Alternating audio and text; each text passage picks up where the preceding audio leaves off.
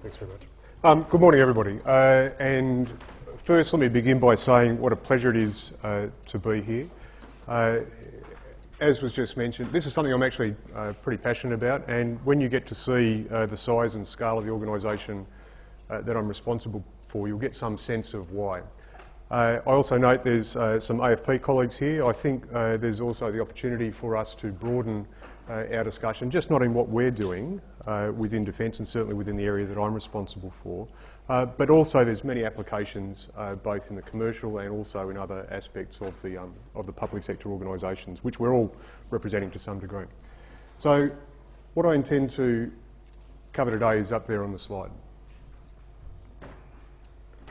Now let me start by saying that certainly for the Australian Defence Force, simulation is nothing new.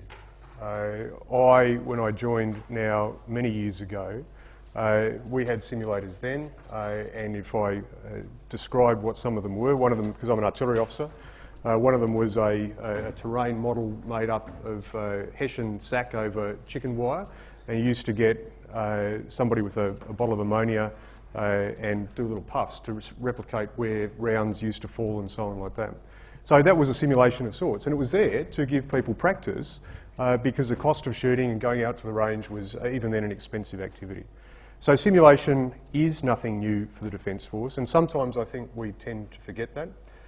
Over the weekend, I was down at the artillery conference. It's a gathering of all of the senior officers and warrant officers and non-commissioned officers within artillery.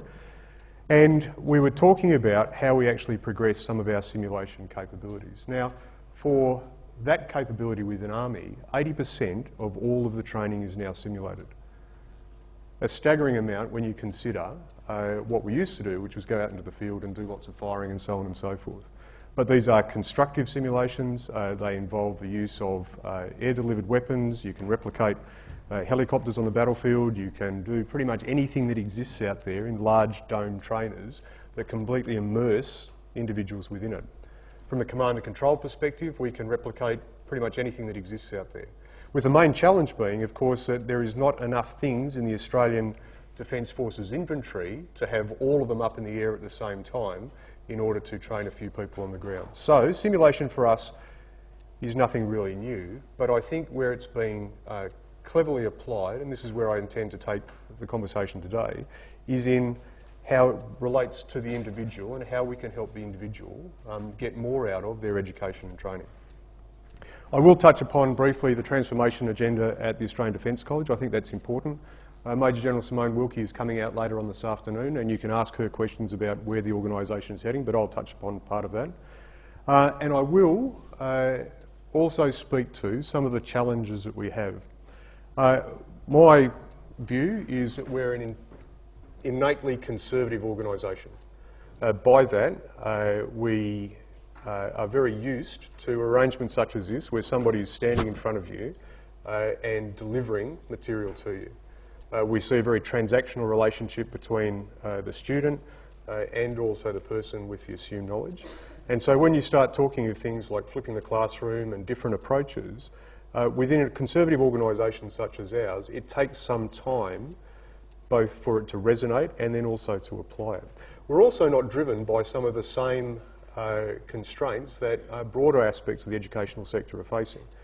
So reducing class sizes, or at least access times for people, trying to broaden out the amount of people that can be invested and also participate in some of these learning offerings is where education and training is going.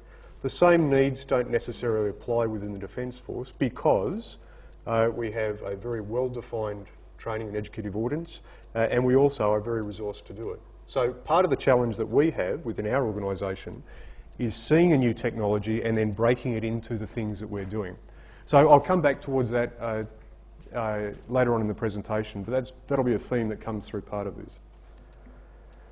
All right, the Australian Defence College. The Australian Command and Staff College is something that I am responsible for, and as you can see on the slide there, it's more than what used to be associated with the organisation, which is just a staff course. The staff course is a master's level course. It's delivered in partnership with the Australian National University and at the postgraduate level. So we go from that all the way down to individual training, language training, peace operations training. I know Matt Nash is here, delivering training to a whole bunch of folks around the world. We use simulation there. I also have a simulation capability, a very light simulation capability, which we are now expanding and seeing how we can leverage different innovations and developments within the broader sector.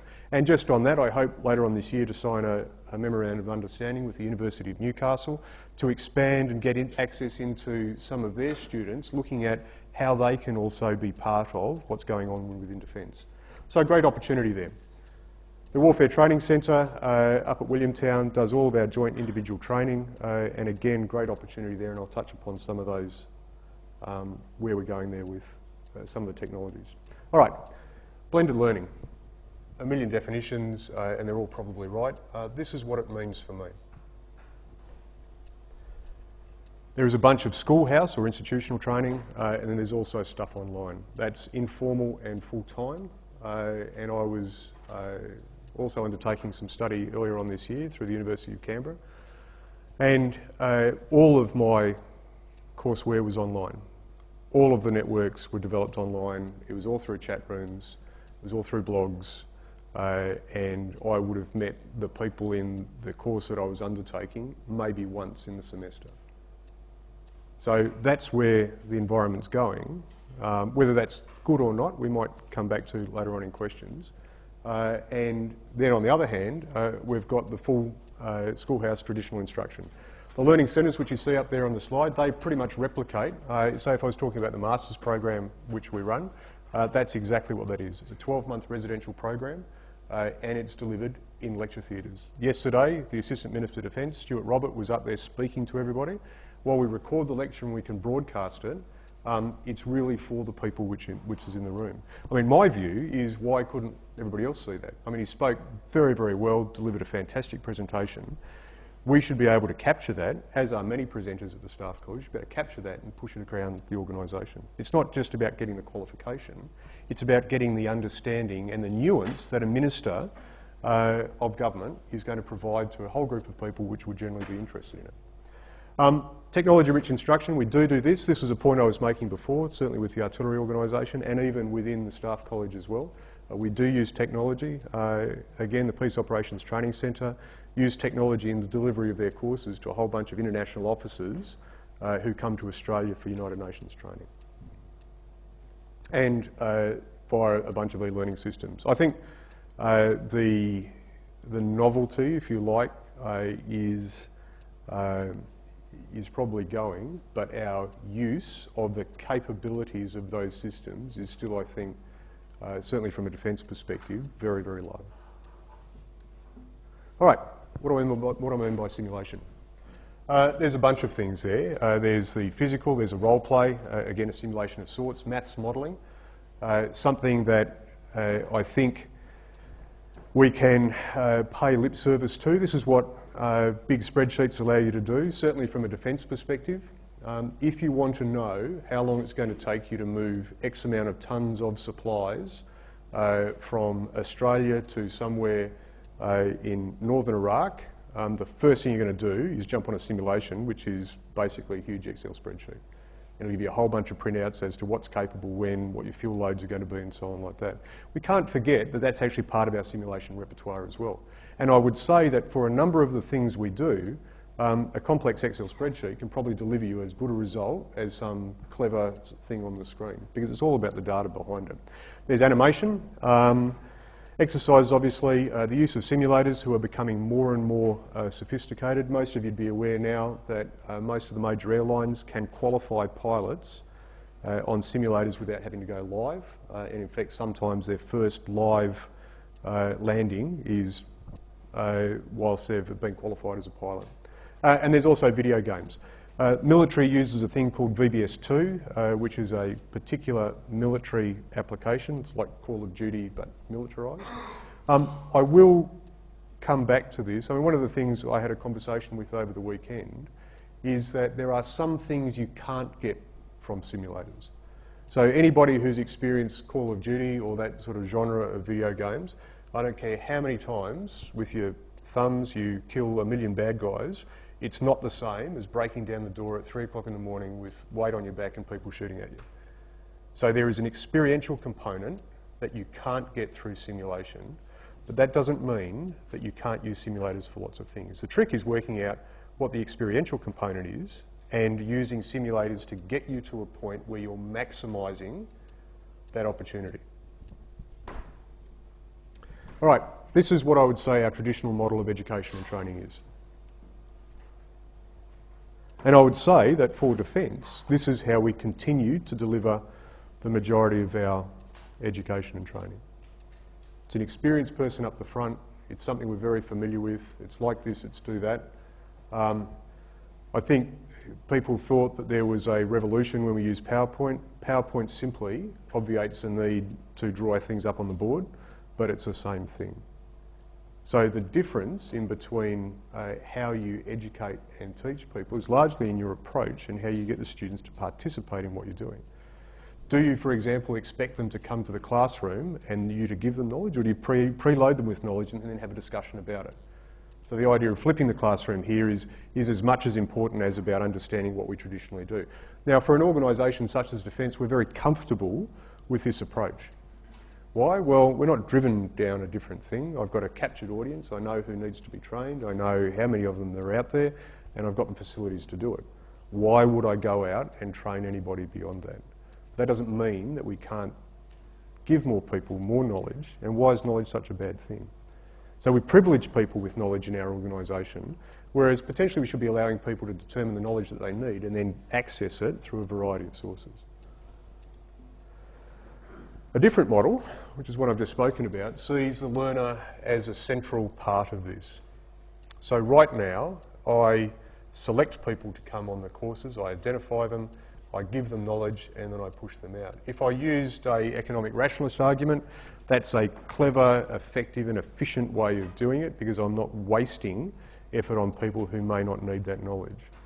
But I think the economic rationalist argument loses a degree of authority when you start looking at people as costs and as simple numbers. What we're actually investing in is a human creative talent that resides within everybody. So what education and training does is it can spark that creative talent. I don't want numbers in critical positions. I want clever people who have been exposed to a variety of circumstances and experiences and who can use their creative talent to make our organisation either better or to deliver what we're required to do for government, which is an effect either in the sea, in the maritime environment, in the air or on the ground. So what I'm actually investing in is human creative talent, and that's ultimately what we're doing with education. If that was the case, why should I be stopping people getting that knowledge? It's not about privileging people, it's about providing opportunities for people to give themselves the best possible way of educating themselves. Inquiry-based learning, flexible content and immersive modes of delivery. Hard for us to do. Certainly the struggle that I had, and I mentioned before I was enrolled in a course over at the University of Canberra, is the amount of time that you consider that people have which is deemed as free. One of the great concerns is about cost transference. So it used to be that, hey, come here and I will segregate your time, I will allow you to focus completely on what we're doing.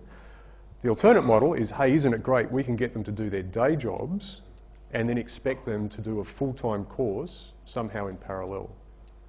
Now, one of them is going to suffer. So your work-life balance, your family, your work or your health is going to fail in that regard if you're going to keep on doing that. So we've got to get a better understanding of how we do that there. I mean, the old thing that computers are labour-saving devices and with them we will all be freed up. Email is a fantastic way of getting things done simpler. And when I'm clocking 150 emails a day, which just take me about 1 minute per email to do something with, just to read, that's the amount of time that I'm spending just going through the stuff that I'm being sent without adding value to any of it. So the idea that we could just push everything online and hope that people will do a clever job themselves is probably something that we need to also think about. All right, but this is the argument. Save resources, that's what I mentioned before about the artillery piece. Reduce risk. Those Air Force members amongst us here, and even those people with a longer memory, may remember a Air Force 707 out of East Sale doing a clever, complex manoeuvre in training.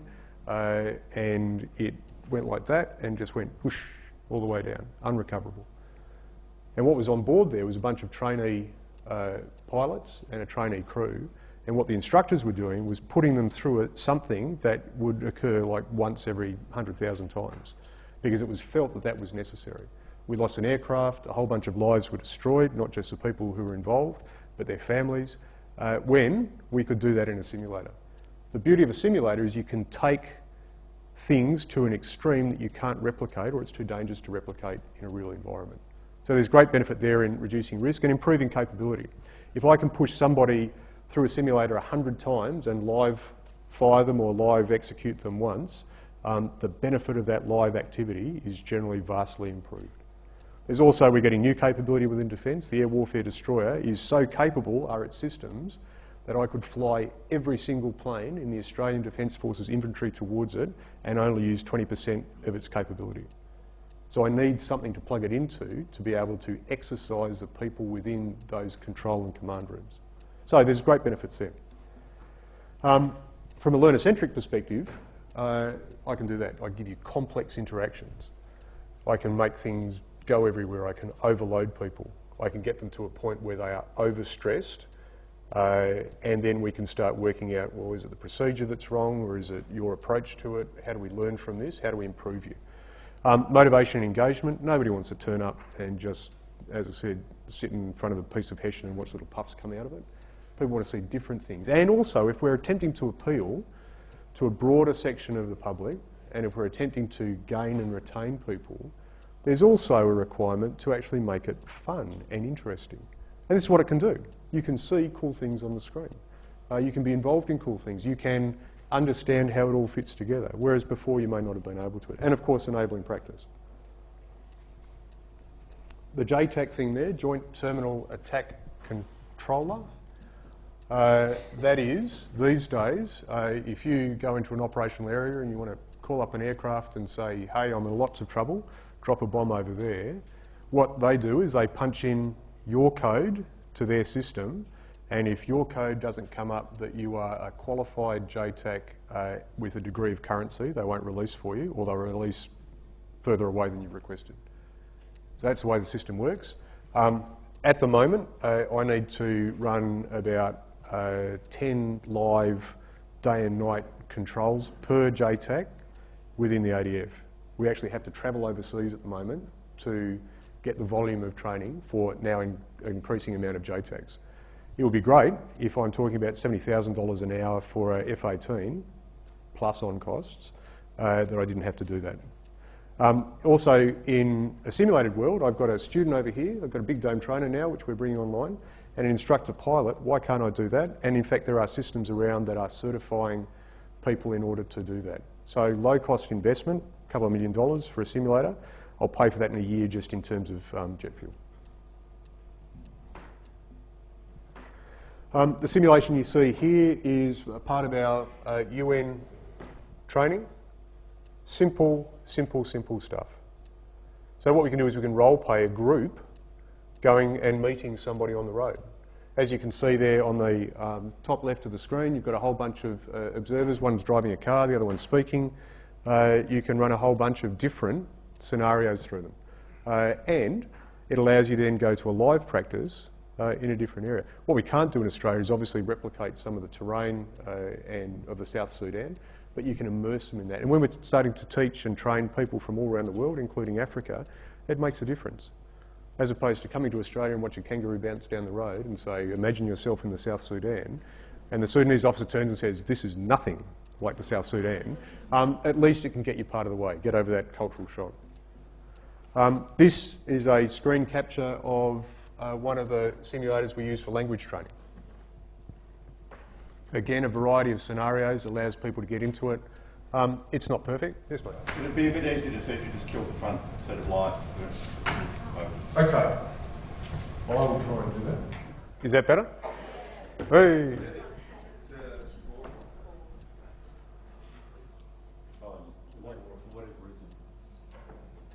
Consider it backlighting. So this is one of the simulators we've got for language training, and we've got a bunch of these. The good thing about it is you can also construct the environment in which the conversation might occur. So clearly here you're confronting a group of disaffected youth, and if this was just out of a book, it's hard to sort of like convey to the individual there's an urgency to be able to come up with a response like now, otherwise they're going to think poorly of you. Motivation here, the landing helo dock, which is what LHD stands for, 27,000 tonnes of ship, largest vessel that Navy has ever operated, and in fact transformational capability. The challenge is actually not too many folks have seen it. It is a huge grey ship, but you can actually do walkthroughs of it now. So we can say, hey, down in well deck X, and take somebody down, this is what it actually looks like. So again, the shock of confronting it the first time is reduced. And there's in fact so many models we've got different bits of capability out there. Complex environments. That's actually not a screen capture of where the Middle East is heading at the moment, but it's somewhere pretty close to it. But that's what you can do. You can replicate big world events, you can replicate the Ukraine, you can replicate this, you can replicate that, and you can test it out on folks. And again, a picture tells 1,000 words. It's far better than just using a bit of a sketch and a map and imagine this to be the Middle East. One of the challenges we find, so all military decision making is actually pretty simple. What's the environment? What do I have to do? What are my options? Pick one and execute it. It's as hard as it ever gets. What we can do is we can test out those options. Some of those options are better or worse than others in terms of outcomes. And what this can do through wargaming is it can actually generate a result which we can then refine the option. All right, so what are we doing?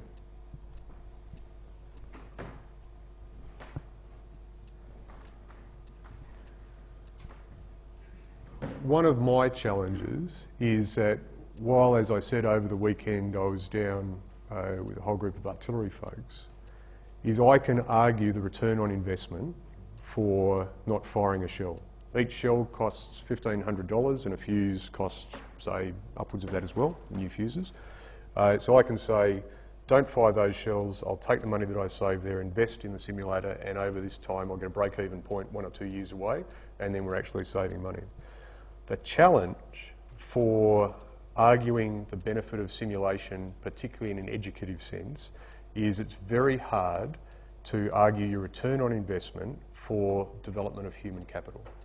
So if I can make you think better, or in fact if I can make you think in a different way, capturing the return on that is actually a bit of a challenge, and it requires us to think about why we're doing it and how we're doing it.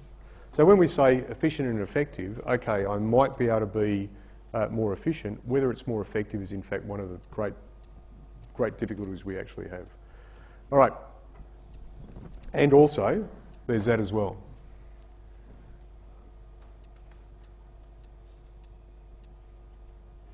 Showing my age, I was when I was first in defence, we had a battery, because I'm an artillery guy, we had a battery typist.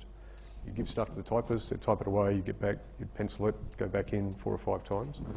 And it was a huge shock to the system when we got a couple of computers in the organisation, and an even greater shock that we'd have to learn how the operating system would work itself. I mean, those days are so far behind us, and everybody's on top of operating systems and applications and so on and so forth. But for simulation, it's not the same. Specialist use, low throughput, proprietary software which doesn't like being plugged into other software, and a whole bunch of contractual and other obligations which we need to be party to, or at least aware of. And we've only got 3 simulation experts in my organisation. Not everybody is, not everybody's disposed to it. We've got a guide and a plan. I'll just touch upon briefly what they've got. And this is more to, again, big organisations, bureaucracies, you've got to give some framework to what we're doing. So the content's up there, the vision, the need, where we see it being employed, expected benefits, which forms the basis of any business case we take forward, what my 3 folks are doing, and then finally the plan, which is priority guidance, what our target states are, and 30 projects and 26 activities. I've found that we have to keep on driving this into the organisation, because the organisation isn't receptive for it. Why? Because I've got busy instructors and teachers and lecturers, and if you say, hey, what I want you to do is take something you think is working really well right now, I want you to adjust that, include some simulation, basically to improve the cognitive aspects of what you're doing, and then deliver a better outcome. Often it's a conversation about loss, it's a conversation about additional work, it's a conversation about challenging what they're producing right now. Okay, so we have to turn it somehow away from a zero-sum game in that somebody has to lose into this is a greater benefit and let's help you get better, because that's what ultimately we're trying to do.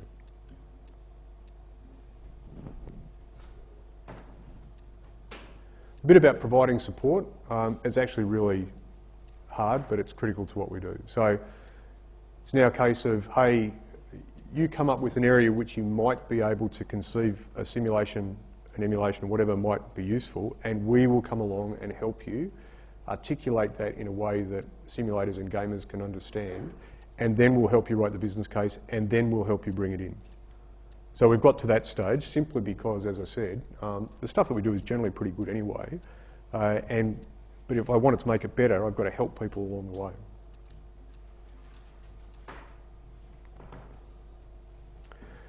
I would say, having just mentioned that though, that people are actually pretty passionate about what they do. If I can give somebody a different tool, a different technique, and it resonates with the people they're dealing with, it's actually fantastic. So the police operations training bit, people who experience that for the first time generally walk away going, that's really good.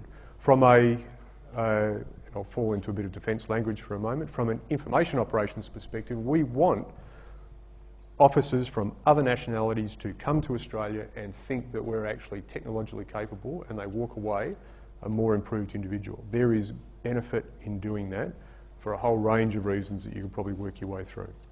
So one of the things we're doing is positively saying to people, we're clever, look at how clever we are, go away and think how clever we are.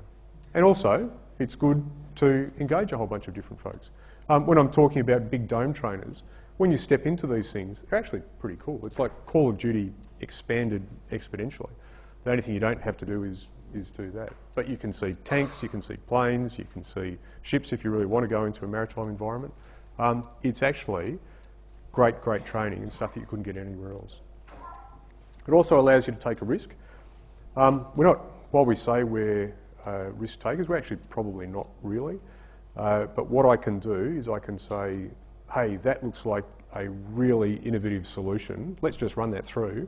Everybody dies, and then we can come back and go, innovative, but probably not what we're after. Let's try it a different way.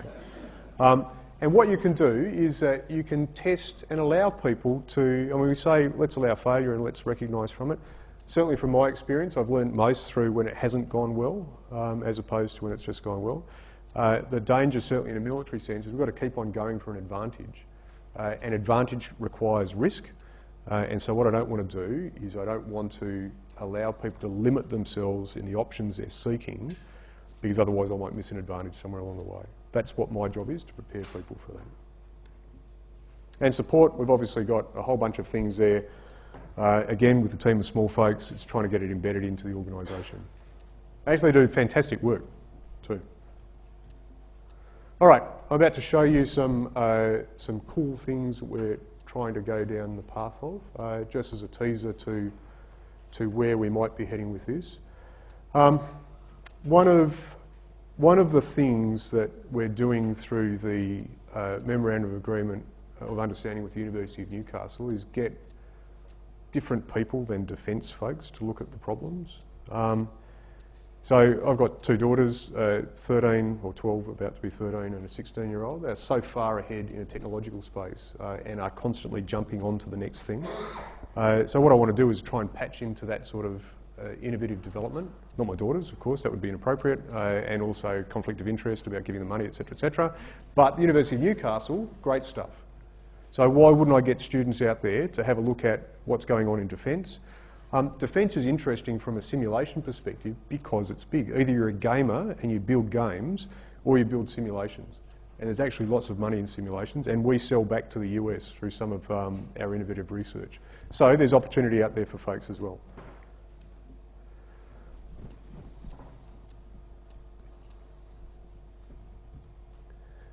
Now, Augmented Roleplay.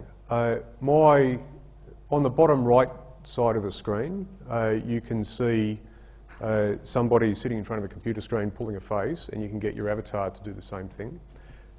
For $0, and for downloaded software, the folks up at the Simulation Centre at Williamtown built through a Xbox Connect and some facial recognition software, that.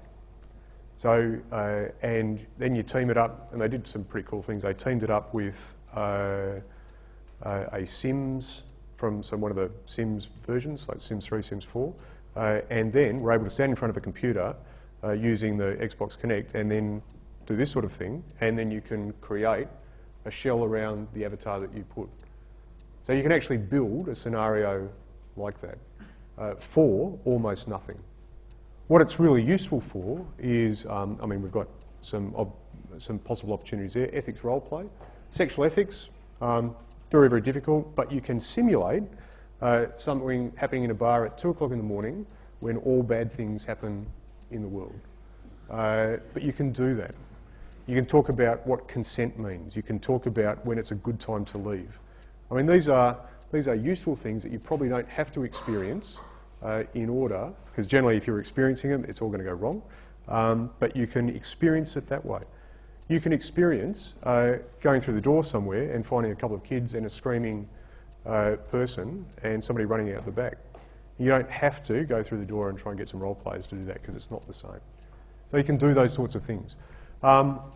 Group negotiation, one of the great challenges with the United Nations is to walk into a room of fully armed people and go, we're here to help you, and they're not being disposed to you being there, and they don't need your help. So you can do that with United Nations observers, because that's the environment they're going to go face. So why wouldn't it be good to be able to do that?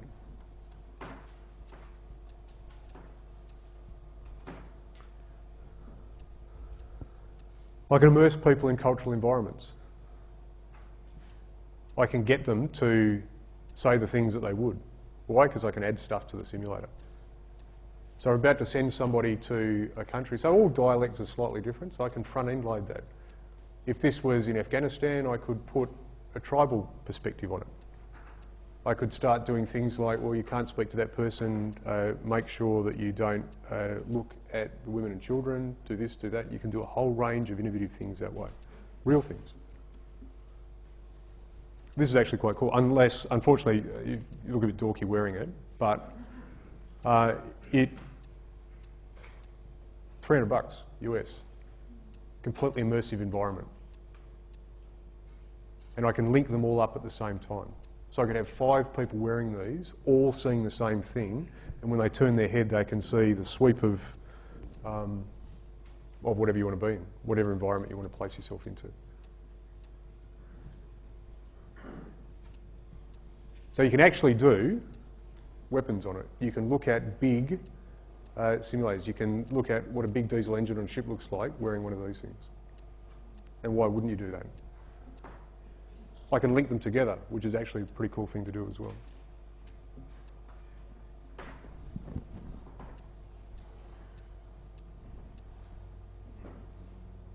I mean, the applications for these sorts of things are endless. If you're talking about, say, the harder edge of our capabilities, you're talking about a bunch of assaulters going into an environment, why wouldn't you simulate where they're going, what they're doing, what does it look like around the corner, what should you be seeing? And I can't explain to you the benefit of having thought that you've been there before and knowing the next 5 steps you're going to be looking around the corner and you expect to see this on your right. So those sorts of things are actually very, very powerful. But more broadly, human social interaction in an environment like this. Who's doing what? What's that person doing over there? What are they saying? What does it mean?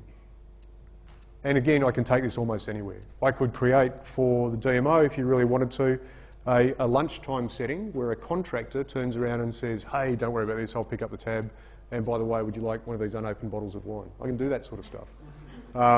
To which the defence person would go, no, don't tempt me a second time, you tempt a thing, and I'll report you straight away.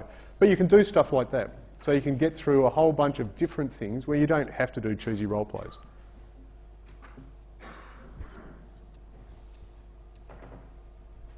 Like the Google Glass on steroids. But again, easy to do.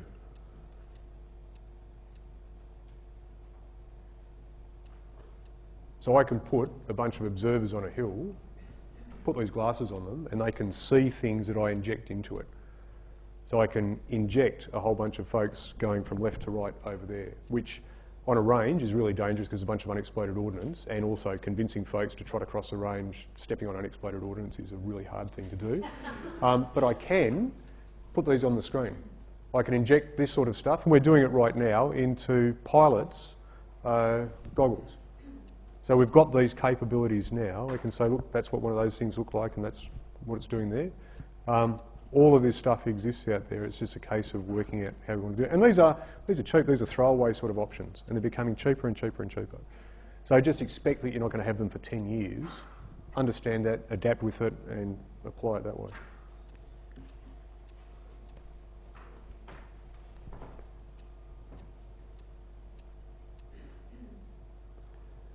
So it's going to get cheaper. That's absolutely the case.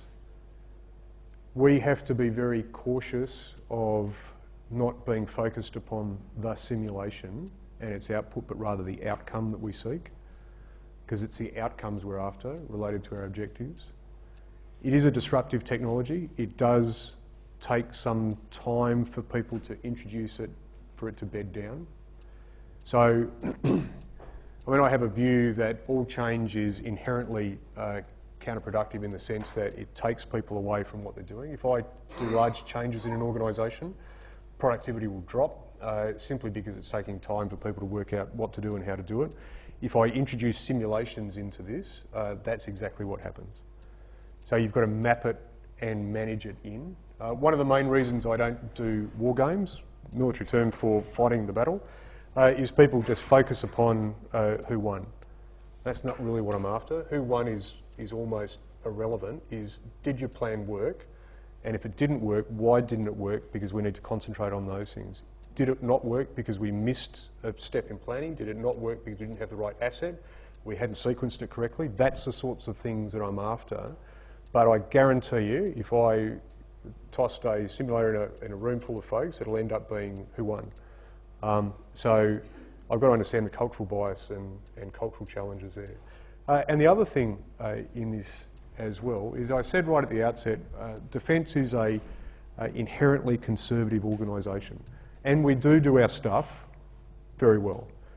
We produce soldiers, sailors and airmen and women who go and do clever stuff on operations every single day. And the thing that I constantly get confronted with is that it's working now. Why would I need to change? What do we need to do to make this better?